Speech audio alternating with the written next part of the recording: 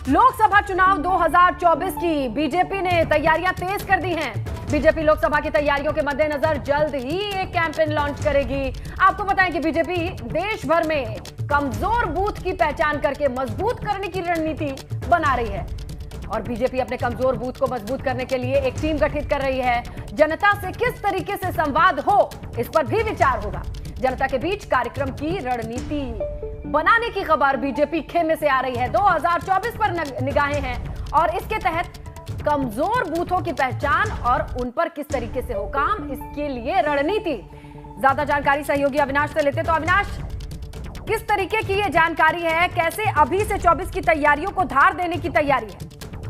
देखिए, इसमें लता अगर बात करें तो प्रधानमंत्री नरेंद्र मोदी के प्रधानमंत्री बनने के 26 मई को 8 साल पूरे हो रहे हैं। ऐसे में बीजेपी एक बड़ा कैंपेन लॉन्च करने जा रही है। उसी में 2024 का ये कैंपेन रहेगा, जिसमें अगर बात करें तो 74,000 बूथ पूरे देश भर में चिन्हित किए गए हैं जहां बीजेपी कमजोर हो, जहां बीजेपी को औसत से कम वोट मिलते हैं। ऐसे में उन बूथ को कैसे मजबूत किया जाए, इसके लिए टीम बनाई जा रही है, जिसमें अगर बात करें तो तमाम तरह सांसदों को रोल दिया जा रहा है, जिला अध्यक्षों को रोल दिया जा रहा है, प्रदेश अध्यक्षों को रोल दिया जा रहा है। और इसके बाद अगर बात करें तो इसी कड़ी में अगली जो बातचीत होगी वो जनता के साथ किस तरीके संवाद किया जाए, कैसे जनता को और ज्यादा कनेक्ट किया जाए। क्योंकि उत्तर प्रदेश की जो रिपोर्ट प्रधानमंत्री नरेंद्र मोदी और पार्टी के राष्ट्रीय अध्यक्ष जेपी नड्डा को सौंपी गई है, जो विधानसभा चुनाव में जीत मिली है, उसमें बीजेपी ने ये माना है कि उनके जो बेनिफिशियरीज रहे हैं उनसे कहीं ना कहीं थोड़ा दूर हुए हैं और कुछ जातियां भी बीजेपी से दूर हुई है। तो लिहाजा इनको कैसे कनेक्ट किया जाए, इसके लिए रणनीति अब तेज हो गई है। 2024 लक्ष्य होगा और 3 महीने के लिए कैंपेन चलाया जाएगा, जिसमें जनता के साथ संवाद होगा, कमजोर बूथ को मजबूत किया जाएगा और बीजेपी की जो तमाम सारी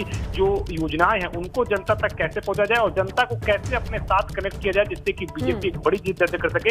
इसके लिए अब रणनीति तेज हो गई है, टीम जल्दी गठित होगी, उसके बाद ये कैंपेन लॉन्च होगा। बिल्कुल, और निगाहें टिकी रहेंगी। अपडेट एबीपी गंगा पर हम दर्शकों को देते रहेंगे। फिलहाल जो जानकारी अविनाश आपने दी, शुक्रिया। तो देखिए 2024 की तैयारियां और रणनीति ये है कि कमजोर बूथ की पहचान और उन पर आगे कैसे हो काम, इसके लिए एक कैंपेन की तैयारी चल रही है। खेमे से ये बड़ी जानकारी है बीजेपी के।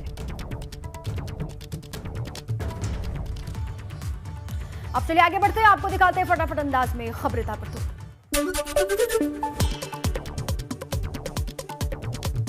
आज रमजान का आखिरी जुम्मा, मस्जिदों के अंदर अदा की जाएगी अलविदा की नमाज। सड़क पर नमाज पढ़ने की इजाजत नहीं, मुस्लिम धर्मगुरुओं ने भी मस्जिद में ही नमाज अदा करने का फैसला लिया।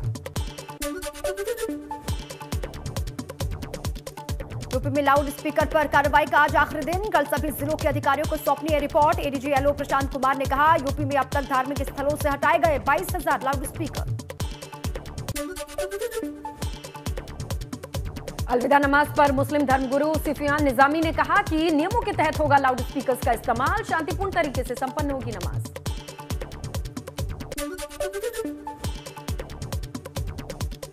एटा में आज पहली बार सड़क पर नहीं होगी नमाज। एटा पुलिस ने अलविदा जुमे नमाज की सभी तैयारियां पूरी की। सभी धर्मगुरुओं के साथ बैठक कर तय हुआ, सड़कों पर नहीं होगी नमाज। शहर में पुलिस ने किया फ्लैग मार्च।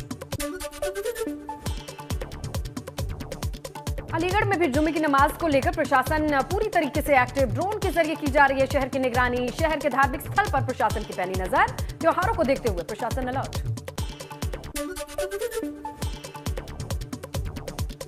फिरोजाबाद में मोहल्ला कोटला में मस्जिद से भी उतरवाए गए हैं लाउड स्पीकर। प्रशासन ने उतरवाए हैं लाउड स्पीकर।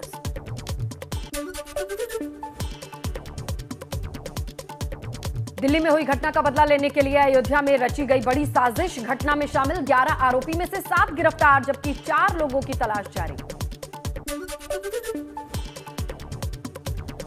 अयोध्या में एक धर्मस्थल पर आपत्तिजनक पर्चे फेंकने के मामले में पुलिस ने फौरन लिया एक्शन। एडीजी कानून व्यवस्था प्रशांत कुमार ने बताया कि पुलिस ने अयोध्या की घटना का 24 घंटे के भीतर पर्दाफाश करने के लिए प्लानिंग तैयार की है।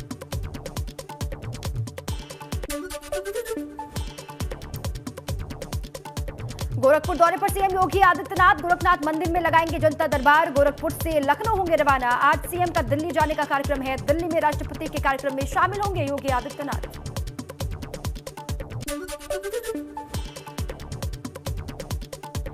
सीएम योगी दिल्ली में राष्ट्रपति रामनाथ कोविंद के साथ डिनर पार्टी में होंगे शामिल। कार्यक्रम में राज्यों के सभी मुख्यमंत्री होंगे शामिल। हाई कोर्ट के चीफ जस्टिस, सुप्रीम कोर्ट के सभी न्यायाधीश भी लेंगे हिस्सा। आज योगी कैबिनेट के कई मंत्री अपने अपने प्रभार वाले मंडल का करेंगे दौरा। झांसी मंडल में रहेंगी मंत्री बेबी रानी मौर्य, बरेली मंडल में रहेंगे प्रभारी मंत्री नंदगोपाल नंदी।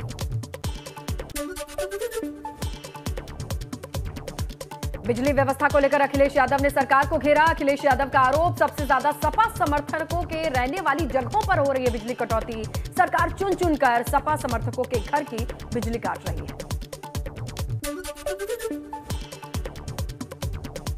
पीलीभीत के पूरनपुर से भाजपा विधायक बाबू राम पासवान ने ऊर्जा मंत्री ए के शर्मा को लिखी चिट्ठी, बिजली संकट का मुद्दा उठाते हुए सुधारने की अपील की। फतेहपुर पहुंची केंद्रीय मंत्री स्मृति ईरानी। स्मृति ईरानी ने मां गंगा की आरती की। गंगा आरती में केंद्रीय मंत्री साध्वी निरंजन ज्योति भी रही मौजूद।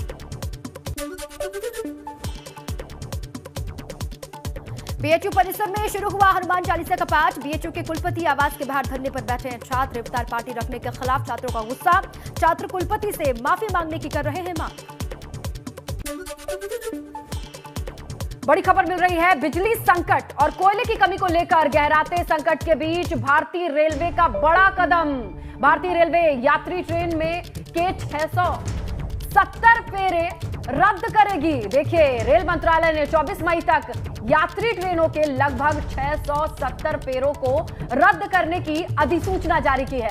आपको बताएं, 500 से अधिक यात्राएं लंबी दूरी की मेल और एक्सप्रेस ट्रेन के जो फेरे हैं वो रद्द कर दिए गए हैं। प्रतिदिन लगभग 16 मेल, एक्सप्रेस और यात्री ट्रेन को रद्द किया गया है। रेलवे ने कोयले की रेलगाड़ियों की औसत दैनिक लोडिंग 400 से अधिक तक बढ़ा दी है। ये बड़ी अपडेट है। ज्यादा जानकारी सहयोगी अविनाश से लेते हैं। अविनाश, कितना फर्क पड़ेगा रेलवे का इस्तेमाल करने वाले तमाम यात्रियों को? देखिए, यात्रियों के बीच में संकट तो आ गया, क्योंकि जिस तरीके से बिजली का संकट और बिजली के संकट दूर करने के लिए रेलवे ने यात्री ट्रेनों को रद्द करना शुरू कर दिया। जाहिर तौर पर बात है कि जो रोजाना के मुसाफिर हैं उनको काफी ज्यादा दिक्कतें हो रही है। देश के कई इलाकों में इस तरीके के प्रदर्शन भी देखने को मिला जहां मुसाफिर ट्रेन रद्द होने से प्रदर्शन किए हैं। लेकिन जिस तरीके से बिजली का संकट गहरा रहा है, ऐसे में कोयले की आबाद आपूर्ति के लिए रेलवे ने यह कदम उठाया, क्योंकि केंद्र सरकार ने निर्देश दिया है कोल इंडिया को कि तमाम सारे बिजली संयंत्रों तक कोयला निश्चित समय पर पहुंचाया जाए, जिससे कि बिजली का उत्पादन ज्यादा हो सके। क्योंकि ऐसा अनुमान जताया जा रहा है कि इस वर्ष सबसे ज्यादा गर्मी पड़ेगी। कल दिल्ली की अगर बात करें तो 52 सालों में सबसे ज्यादा गर्म दिन रहा है। तो ऐसे में इस बार भी सबसे ज्यादा बिजली की डिमांड रहेगी। केंद्र सरकार को अनुमान है कि 2.15 लाख मेगावाट से लेकर के 2.20 लाख मेगावाट तक बिजली की जरूरत मई और जून में पड़ सकती है। तो ऐसे में इसके उत्पादन के लिए कोयला निश्चित समय पर तमाम सारे बिजली संयंत्रों तक पहुंचे। इसके लिए रेलवे भी अब कोल इंडिया का सहयोग कर रहा है और यही कारण है कि तमाम सारी यात्री ट्रेनों को रद्द करके मालगाड़ी को जगह बिल्कुल। और इसका प्रभाव कैसे तमाम यात्रियों पर पड़ेगा, उनके ट्रांसपोर्टेशन का क्या जरिया बचेगा, ये तमाम चीजें अब लोगों के सामने है। लेकिन बिजली के गहराते संकट को देखते हुए ये बड़ा फैसला लिया गया है। 670 ऐसे फेरे हैं जो बड़ी, जिसमें मेल और एक्सप्रेस दोनों ट्रेन आती हैं, उनको रद्द करना पड़ा है। अविनाश, शुक्रिया जानकारी के लिए। आगे बढ़ते हैं, एक बार फिर से आपको दिखाते हैं खबरें ताबड़तोड़।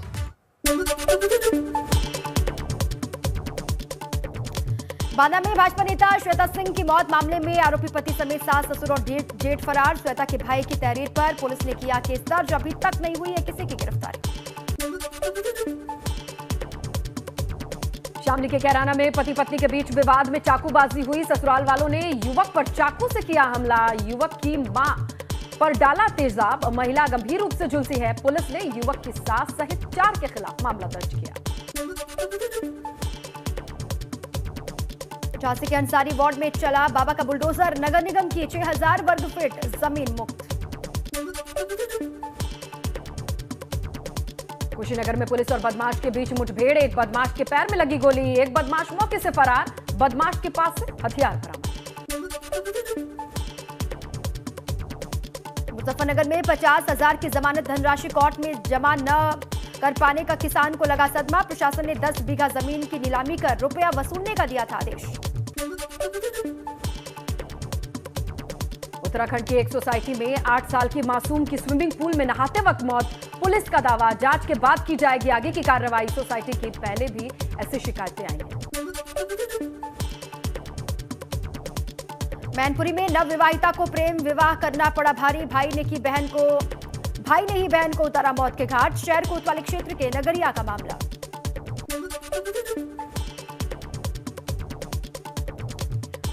गोरखपुर में महिला ने प्रेमी की खातिर तकिए से मुंह दबाकर पति की हत्या की। पुलिस ने महिला को हिरासत में लिया। पिपराइच थाना क्षेत्र के जंगल धूसड़ के बड़ी रेतैया गांव का ये मामला। श्रावस्ती में रसोई घर के फर्श पर मिला नवविवाहिता का शव। ससुराल पक्ष पर हत्या का आरोप है। थाना सोनवा के लाल केंदुआ गांव का पूरा मामला। और इसी बीच एक बड़ी खबर है। एबीपी गंगा की खबर का बड़ा असर हुआ है। पंचायती राज विभाग में घोटाला करने वाले अफसरों पर एफआईआर के आदेश दिए गए हैं। एबीपी गंगा पर खबर दिखाए जाने के बाद पंचायती राज विभाग में हड़कंप मचा और बरेली में पंचायती राज विभाग में हुआ था घोटाला। ग्राम विकास अधिकारी और ग्राम पंचायत अधिकारी के खिलाफ केस के आदेश दिए गए हैं। पूर्व प्रधान और मौजूदा प्रधान के खिलाफ एफआईआर के आदेश दिए गए हैं। बिल्कुल, लगभग 1.5 करोड़ की रकम घोटालेबाजों से वसूली जाएगी और विकास कामों के बदले में ये जो रकम लेते थे और हेराफेरी करते थे, इसका खुलासा हुआ है। ज्यादा डिटेल लेंगे सहयोगी अनूप से। अनूप, कितनी कार्रवाई की खबर मिल रही है? देखिए, एबीपी गंगा ने इस खबर को प्रमुखता से दिखाया था और जिसके बाद पंचायती राज विभाग में बरेली से लेकर लखनऊ तक हड़कंप मचा और इस मामले की जांच सीडीओ जो बरेली आईएएस अधिकारी हैं चंद मोहन गर्ग उनको दी गई और फिर जांच के बाद अब ये साबित हो गया है कि करीब 1.5 करोड़ से अधिक रुपए का घोटाला विकास कार्यों के लिए जो रकम आई थी वो ये अधिकारी और प्रधान हजम कर गए हैं, जिसके बाद इनके खिलाफ एफआईआर के आदेश दिए गए हैं। साथ ही ये भी कहा गया है कि इन्हीं ही लोगों से ये रकम वसूली भी जाएगी। फिलहाल ग्राम पंचायत अधिकारी और ग्राम विकास अधिकारी इन दोनों को सस्पेंड भी कर दिया गया है और अब आगे इनके साथ में जो विभागीय कार्रवाई है उसकी भी जांच के आदेश दे दिए गए हैं। हो सकता है कि जल्दी इन लोगों को बर्खास्त भी कर दिया जाए। तो फिलहाल ये बड़ा मामला है। खबर का बड़ा असर है कि जिस तरीके से लगातार एबीपी गंगा समाज से जुड़ी हुई खबरें, घोटालों से जुड़ी हुई खबरें लगातार दिखाता है। बिल्कुल अनूप, ये दो राय नहीं है, ये जनता का पैसा है, जनता के काम के लिए है और हेराफेरी और भ्रष्टाचार पर जीरो टॉलरेंस की नीति का जिक्र ये सरकार करती है, प्रशासन करता है। ऐसे में ये बड़ी कार्रवाई हुई है। देखना है कि आगे की कार्रवाई क्या होती है। अनूप, आप उस पर नजर जरूर बनाए रखिएगा। फिलहाल जो आपने जानकारी दी उसके लिए शुक्रिया। आगे बढ़ते हैं, देखते हैं खबरें तब।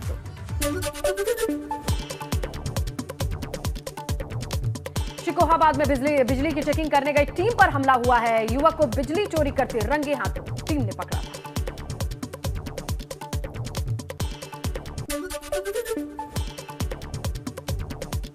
हापुड़ के सरस्वती मेडिकल कॉलेज में रैगिंग का विरोध करने पर छात्रा की पिटाई। पीड़िता की तहरीर पर 5 आरोपी छात्रों के खिलाफ मुकदमा दर्ज हुआ।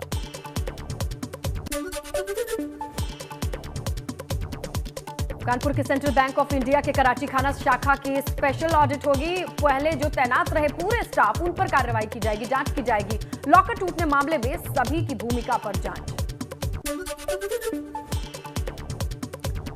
मेरठ के मवाना में ट्रांसलेम स्कूल की बसों में बड़ा फर्जीवाड़ा। 5 स्कूल बसों को सीज किया गया। 2 स्कूल बस एम्बुलेंस के नाम पर रजिस्टर्ड मिली। आज दिल्ली जाएंगे सीएम पुष्कर सिंह धामी। 7 बजे दिल्ली पहुंचने का कार्यक्रम है। राष्ट्रपति रामनाथ कोविंद के साथ डिनर पार्टी में शामिल होंगे। कल भी दिल्ली रहेंगे सीएम। चंपावत उपचुनाव को लेकर कांग्रेस उम्मीदवार का ऐलान जल्द। आज कांग्रेस करेगी चंपावत उम्मीदवार को लेकर मंथन के बाद हाईकमान को भेजा जाएगा नामों का पैनल। उत्तराखंड में राज्यसभा की एक सीट के लिए भाजपा संगठन ने शुरू की तैयारी। जल्द ही केंद्रीय हाईकमान के पास भेजा जाएगा प्रत्याशियों के नाम का पैनल। मई के महीने में खाली होने जा रही है एक सीट।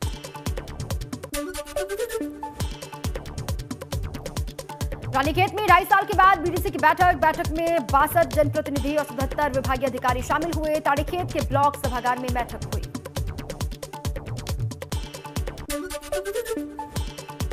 और खबर जालौन से है। जालौन में आग का कहर देखने को मिला है और आपको बताएं कि 6 दुकानों में अचानक भीषण आग लग गई। आग कैसे लगी ये अभी तक साफ नहीं हुआ है। दमकल की गाड़ियां मौके पर पहुंचकर आग को बुझाने में जुट गई हैं। उरई कोतवाली इलाके के बघोरा बाईपास का ये पूरा मामला बताया जा रहा है। तस्वीरें भी आ चुकी हैं।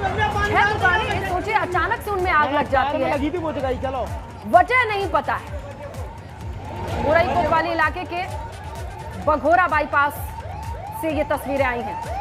आप सारन सुन सकते हैं जिस तरीके से दमकल विभाग ने मोर्चा संभाला, वरना ये आग किस कदर फैल सकती थी इसका अंदाजा आप लगाइए। 6 दुकानें अचानक से आग के हवाले हो गई और ये आग फैलती चली जाती है, लेकिन लोगों की चहलकदमी दिखाई दे रही है। दमकल विभाग की टीम दिखाई दे रही है।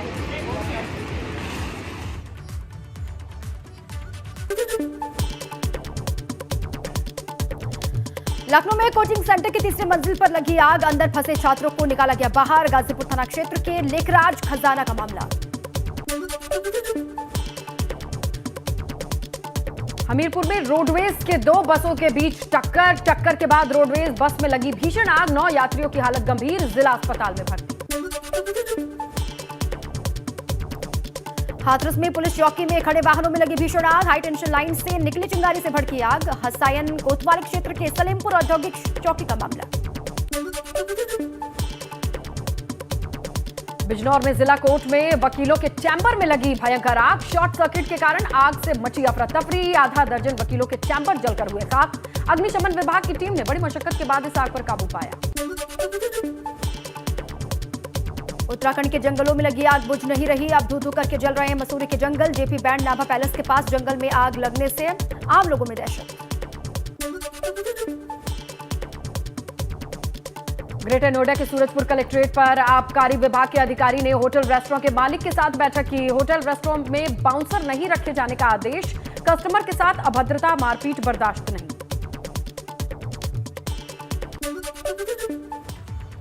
चलिए अब आपको सीधे लिए चलते गोरखपुर, वहां से तस्वीरें सामने आ रही हैं। योगी आदित्यनाथ, सीएम योगी आदित्यनाथ जनता दरबार में लोगों की समस्याएं सुनते हुए आपको दिखाई दे रहे हैं। ये देखिए तस्वीर आपके स्क्रीन पर है।